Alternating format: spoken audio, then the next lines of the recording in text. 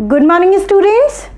बच्चों एक चीज़ समझिएगा, जो आपका प्रीवियस लेक्चर था उसको ज़रूर आपको देखना है, न तो आपको समझ में नहीं आएगा। उसको देखना है, उसका डेरिवेशन और फेजर डायग्राम्स सारे याद होने चाहिए। कब लैग करता है, कब लीड करता है, तो ये भी पता होना चाहिए। अब यहाँ पे बात आती है, हमारा नया टॉपिक स्टार्ट हो रहा है। अब हम क्या करने जा रहे हैं, पहले हम लोग क्या कर रहे थे, ओनली रेजिस्टिव सर्किट ले रहे थे, या ओनली कैपेसिटिव ले रहे थे, या ओनली इंडक्टिव ले रहे थे। अब हम लोग दो दो का पेयर बनाएंगे। पहला हमारा पेयर बन रहा है एल आर सीरीज सर्किट। हमने क्या करा, रेजिस्टेंस और इंडक्टेंस को लगा दिया एक ही सर्किट में इन सीरीज कॉम्बिनेशन। ये इंडक्टर हो गया और ये रेजिस्टर, और इसमें क्या दे दी हम लोग ने, एसी सोर्स प्रोवाइड करा दिया। समझ रहे, ये आर है, ये एल है, करंट फ्लो करेगा। अब यहाँ पे फेजर डायग्राम देखेंगे, ध्यान दीजिएगा। यहाँ पे फेजर डायग्राम हमने क्या बताया था, करंट देखिए पहले आर के लिए, इस वाले के लिए क्या आया था देखिएगा, V is equal to VM sine omega T, ये तो था। तो और करंट आपका क्या आया था, IM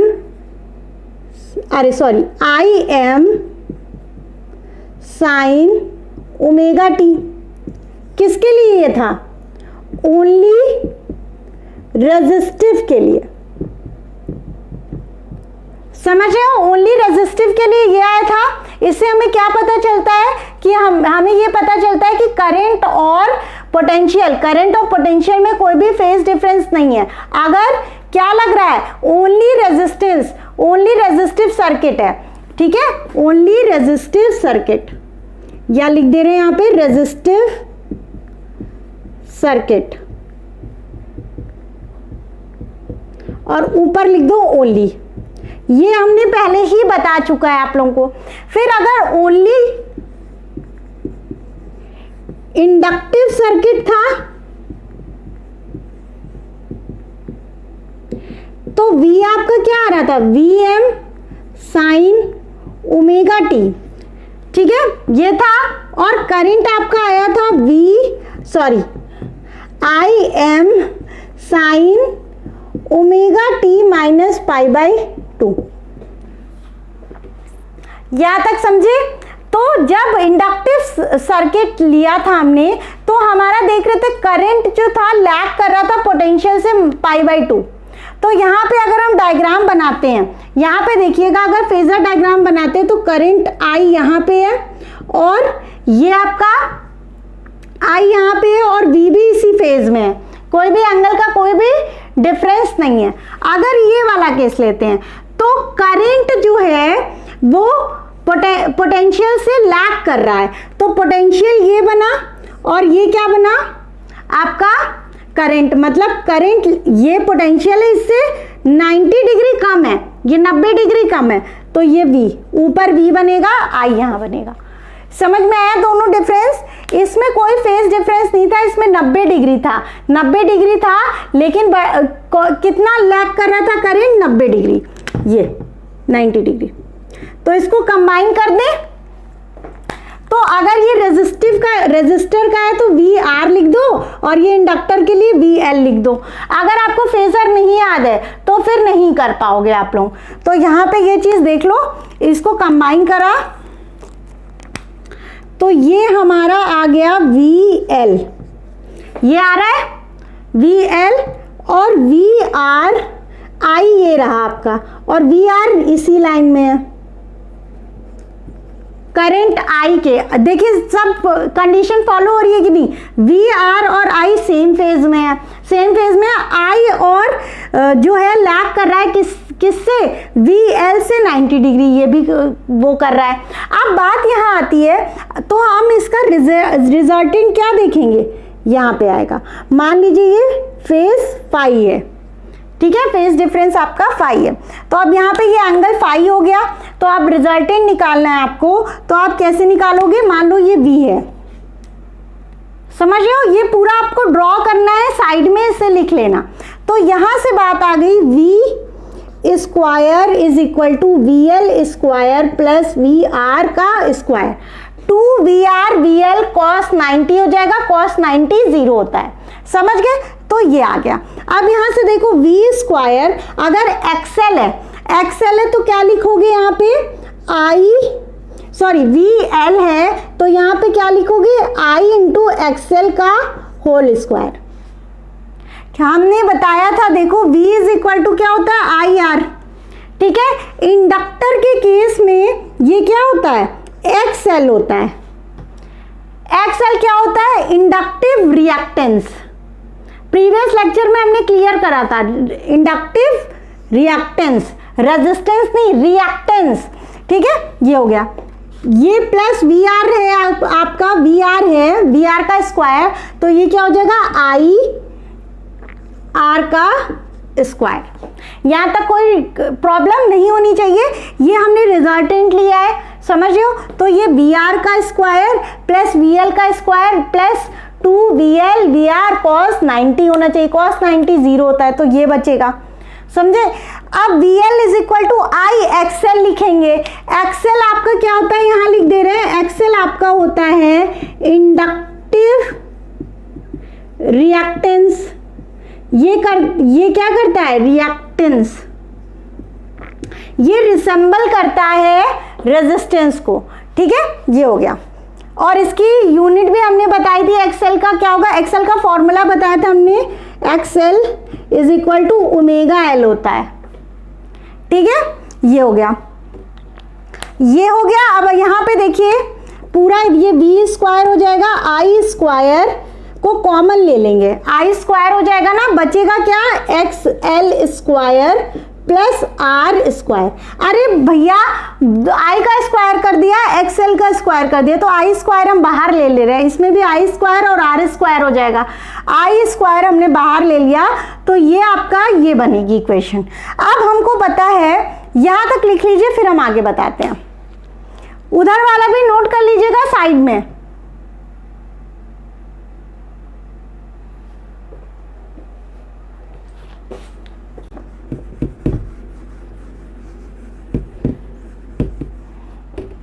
यहां तक समझ में आया।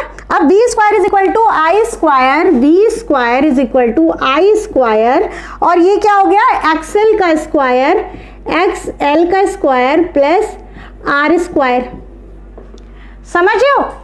ये इसको ऊपर लिख दिया, और v इज इक्वल टू क्या हो जाएगा, v is equal to root of I square XL का स्क्वायर प्लस R का स्क्वायर, समझे। अब यहाँ पे रूट, ये I स्क्वायर है, I आप बाहर ले लोगे, I आपका बाहर आ जाएगा, बचेगा क्या root of XL square plus R square. अब आपने इक्वेशन पढ़ी थी v is equal to IR, I और ये R रेजिस्टेंस होना चाहिए, है ना। तो ये रेजिस्टेंस ही है, देखिएगा यहाँ पे, यहां से I इज इक्वल टू क्या आ जाएगा, I is equal to v upon, इसे नीचे लेके जाओगे, इसको नीचे ले आओ, root of XL square plus R square. v is equal to IR होता है, I is equal to v by R। तो ये मेनली तो आपका रेजिस्टेंस होना चाहिए, ये रेजिस्टेंस होना चाहिए। तो एक टर्म इसमें यूज किया गया है इंस्टेड ऑफ रेजिस्टेंस, इसको क्या बोलते हैं Z, V अपॉन Z।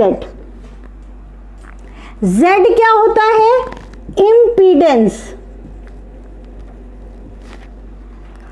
समझ रहे हो। Z क्या होता है इम्पीडेंस, और यहां पे Z की वैल्यू क्या होगी, Z इज इक्वल टू आपका हो जाएगा root of XL square plus R square.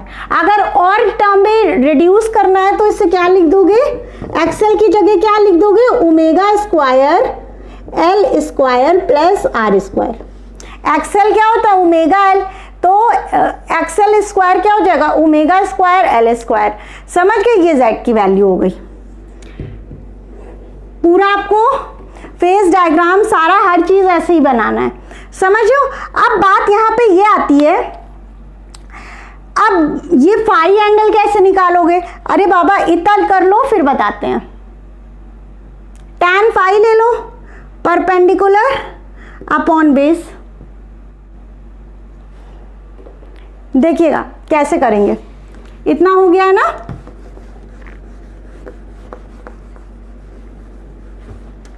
अब देखो क्या करेंगे, फाई अगर निकालना होगा तो आप क्या करोगे, tan फाई ले लो, tan phi is equal to perpendicular VL upon VR, ठीक है, परपेंडिकुलर अपॉन बेस।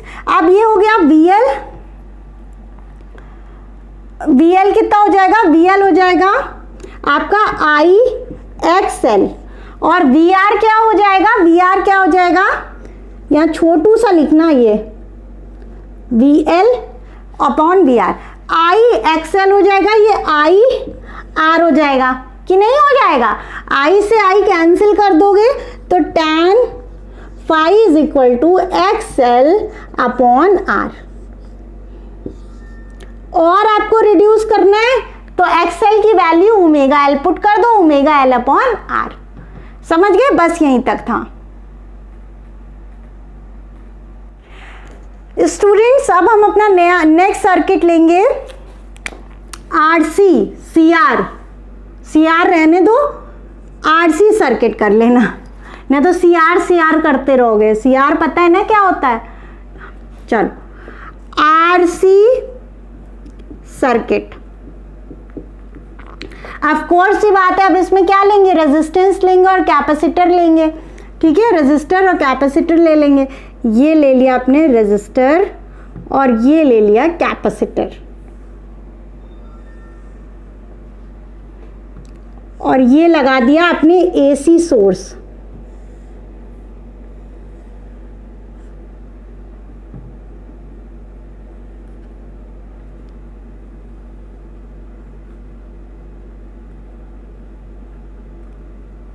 ठीक है, ये R हो गया, ये आपका C हो गया। अब यहाँ पे क्या करेंगे, फेजर डायग्राम फिर से देखना है। तो बच्चों ये चीज देखिएगा, R है तो ऑफ कोर्स ही बात है I भी इधर होगा और VR भी इधर ही होगा, समझ लो। या इसको ऐसे बनाओ, हमने कहा था V हमेशा बड़ा होगा एज कंपेयर टू I, क्यों, क्योंकि V is equal to IR होता है, I is equal to V upon R। अगर तो किसी चीज को डिवाइड करोगे तो कम हो जाएगा ना, तो ये I हो गया और ये VR सेम फेस पे होंगे, ओनली रेजिस्टिव सर्किट के लिए लिख देते हैं फिर से, ओनली, अब तो याद भी हो जाना चाहिए, रेजिस्टिव सर्किट के लिए आपका क्या आया था, V is equal to VM sine omega T था, समझ रहे हो, और I is equal to IM sine omega T. कोई दिक्कत यहाँ तक? अगर यही ओनली कैपेसिटिव सर्किट होगा,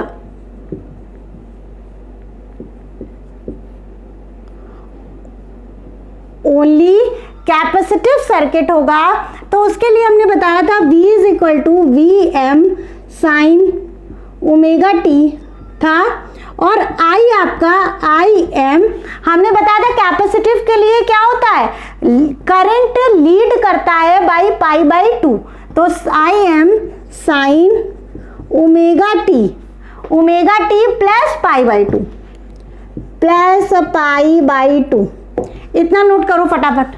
अच्छा बच्चों, हमने देखा क्लास में अगर किसी का नाम डुग्गू है तो उस नाम के, आजकल ऐसा होता है 50 की स्ट्रेंथ है, वो 10 नाम सेम होंगे, सेम ऐसे डुग्गू 1, डुग्गू 2, डुग्गू 3, तो ऐसे करके सबका नाम 1, 2, 3 में रखा जा रहा है। कुछ नया क्रिएटिव अब रखना चाहिए ना, बहुत ज़्यादा हो गया, ठीक है, इसे नोट करते जाओ और इसको बना लेना।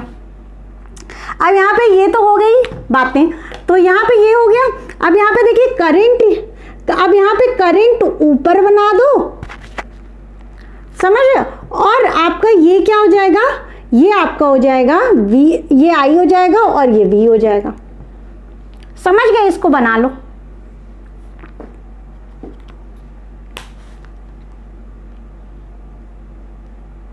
अब स्टूडेंट्स यहाँ पे देखना, जब फेजर डायग्राम आप बना रहे हो तो आप क्या करोगे, ये आपने अगर मान लीजिए करंट ले लिया I, और ये आपका V हो गया, V कौन सा, VC वाला, और ये क्या, VR वाला, ये तो आ गया, ये आपने बना दिया। अब I की वो जो है I की डायरेक्शन में VR है, एज अ सेंस जो रेजिस्टिव सर्किट है उसमें फेज डिफरेंस नहीं होता है, इसमें π/2 का है, समझो। तो ये I था ये, और यहाँ पे ये क्या हो जाएगा, अगर I का ये छोटा बना देते हैं I, तो ये आपका ये हो जाएगा VR। कोई दिक्कत आएगी, अरे बाबा इसको उठा के ऐसे रख दी है, कोई दिक्कत, ये ऐसे था ही, हाँ, मतलब I को ऊपर ऊपर है, अब I की डायरेक्शन में ही क्या आपका क्या है, VR है, समझ गए, ये हो गया। अब यहाँ पे मुद्दा आता है, अगर VL है ना, ये VC, सॉरी ये VC है, ये VC है, ये I है, I के डायरेक्शन में ही VR है, समझ गए कॉन्सेप्ट। अब फटाफट लगा दो, अब इसका रिजल्टेंट कैसे निकलेगा, इसका रिजल्टेंट ये हो जाएगा। तो अब यहाँ पे क्या हो जाएगा, V square is equal to VR square plus VC square. तो V square is equal to VR मतलब I स्क्वायर R स्क्वायर और VC is equal to V is equal to IR, तो VI इंटू XC होता है, यही तो होता है। ये क्या होता है, कैपेसिटिव रिएक्टेंस, ये भी क्या है, रिसेंबल करता है रेजिस्टेंस को। अब यहाँ पे देखिए ये हो जाएगा, ये आपका I स्क्वायर हो जाएगा, और वहाँ XC की जगह क्या हो, XC स्क्वायर हो जाएगा, जो कि रेजिस्टेंस होता है, रिसेंबल करता है। अब यहाँ से देखिए V स्क्वायर I स्क्वायर आपने कॉमन ले लिया, तो R स्क्वायर प्लस XC का स्क्वायर, ये हो गया। तो यहाँ से V is equal to root ले लोगे तो I बाहर आ जाएगा, ये root of R square plus XC का स्क्वायर। अब हमने पढ़ा V is equal to IR होता है, और ये क्या आपका हो जाएगा IR, ये भी क्या करेगा, रिसेंबल करेगा रेजिस्टेंस को, और इसको क्या बोलेंगे, इम्पीडेंस। तो आपने देखा जब कॉम्बिनेशन ले रहे हैं तो इम्पीडेंस आ रहा है, ठीक है, ओनली वाले में, ओनली इंडक्टिव में क्या आ रहा था, रिएक्टेंस आ रहा था, ये इम्पीडेंस आ रहा है कॉम्बिनेशन में, R की जगह क्या आ रहा है, इम्पीडेंस आ रहा है। तो यहाँ से हो गया Z की वैल्यू क्या हो जाएगी, मार्कर जो है हमारा गड़बड़ा गया, ब्लैक वाला इंक खत्म हो गई।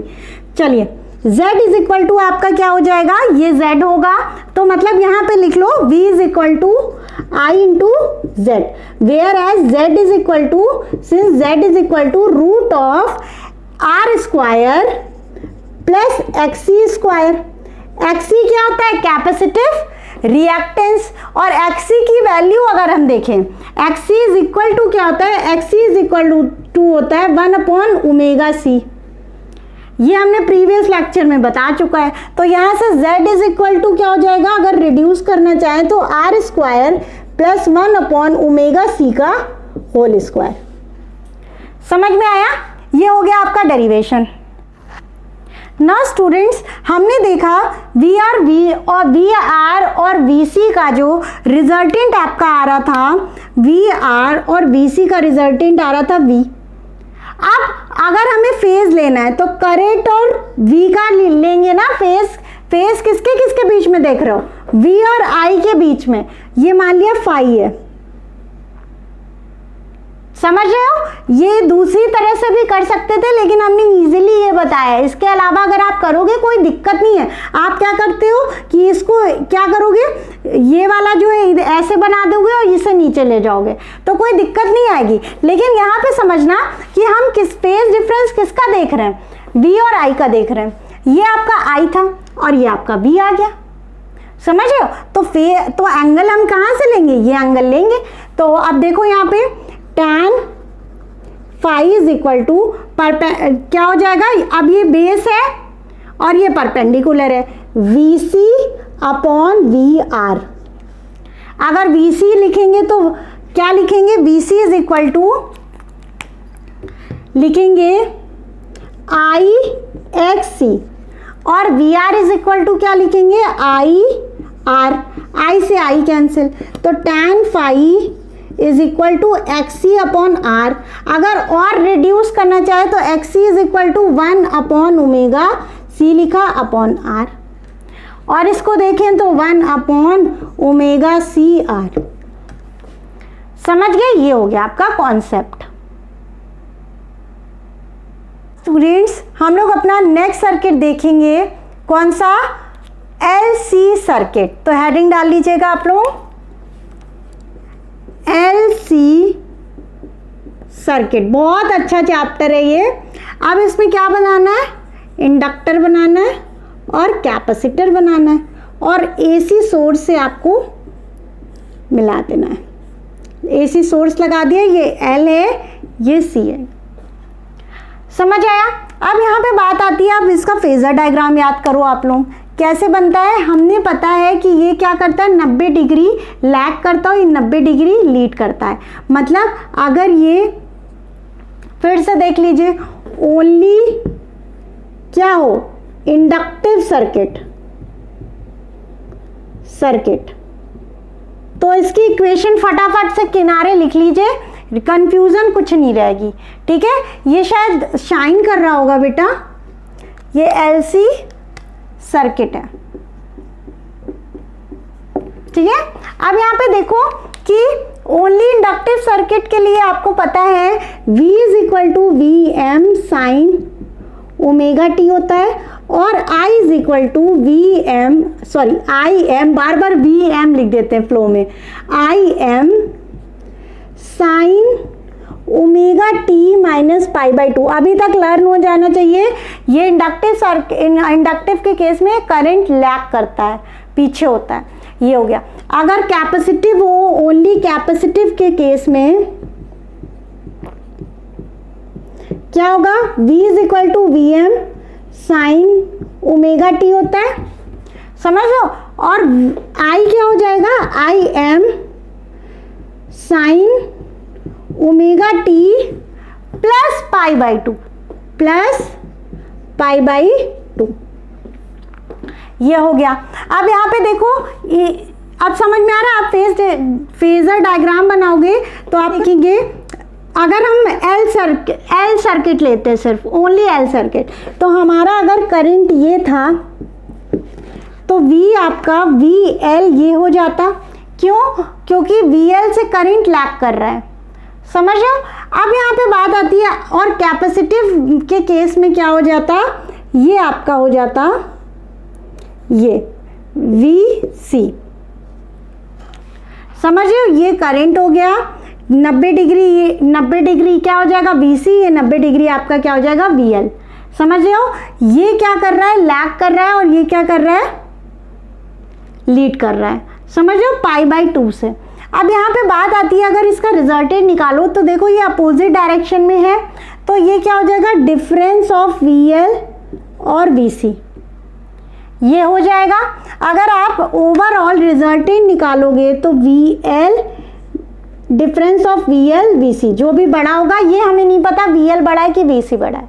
ठीक है, फेज एंगल हमको पता है, ये 90 डिग्री है, इधर से I से VC आपका 90 है, और VL I से 90 है, समझ लो। अब यहाँ पे देखो बात ये आती है, तो Z इज इक्वल टू क्या हो जाएगा, XL, डिफरेंस ऑफ XL और XC, समझ लो। अब इसमें से कौन बड़ा है हमें नहीं पता है, तो हम एक कंडीशन लेते हैं कि हमारा XL is equal to XC है।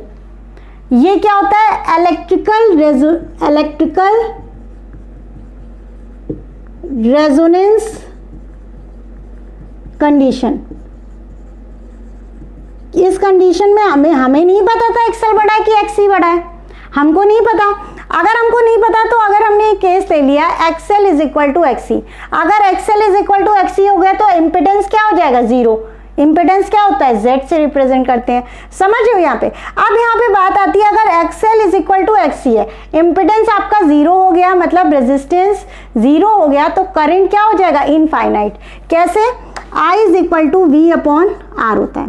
अच्छा, ये माइनस क्यों किया गया पता है, ये ऊपर की तरफ है, ये नीचे की तरफ है।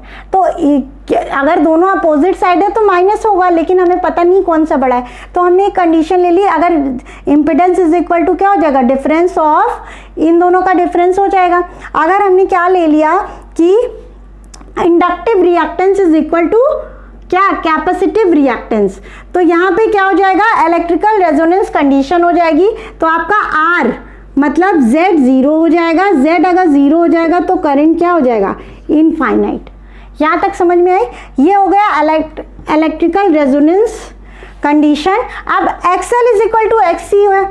अब यहाँ पे क्या होता है, XL is equal to XC है, समझ रहे हो।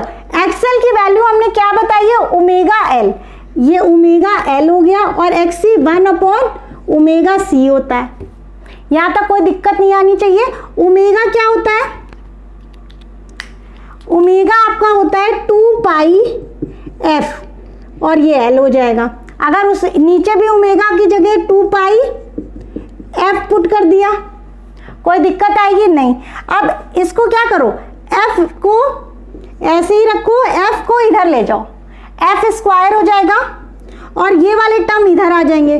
तो 1/2 2 जा 4 पाई का स्क्वायर। क्या किया हमने, F को इधर लेके गए, F स्क्वायर हो जाएगा यहाँ पे, और ये वाले टर्म 2πL नीचे चले जाएंगे। तो 2πL अगर नीचे चले जाएंगे तो ये क्या हो जाएगा, 2 2 जा 4 पाई का स्क्वायर हो जाएगा, और LC हो जाएगा। और F इज इक्वल टू आपका फिर क्या आ जाएगा, देखो root of 1/4 pi square LC, ये आ जाएगा। अब देखो 4 पाई स्क्वायर है तो 2 पाई बाहर ले ले। अब यहाँ पे 2 पाई बाहर ले लोगे, यहाँ पे देखना, तो F इज इक्वल टू 1/2 पाई बाहर ले लिया। अरे 4 क्या है, 2 का स्क्वायर है, पाई का स्क्वायर, 2 पाई बाहर ले लो, तो ये क्या बचेगा, 1/LC। This is the your resonance frequency, resonant frequency. Very important concept, बहुत ही इंपॉर्टेंट कॉन्सेप्ट है।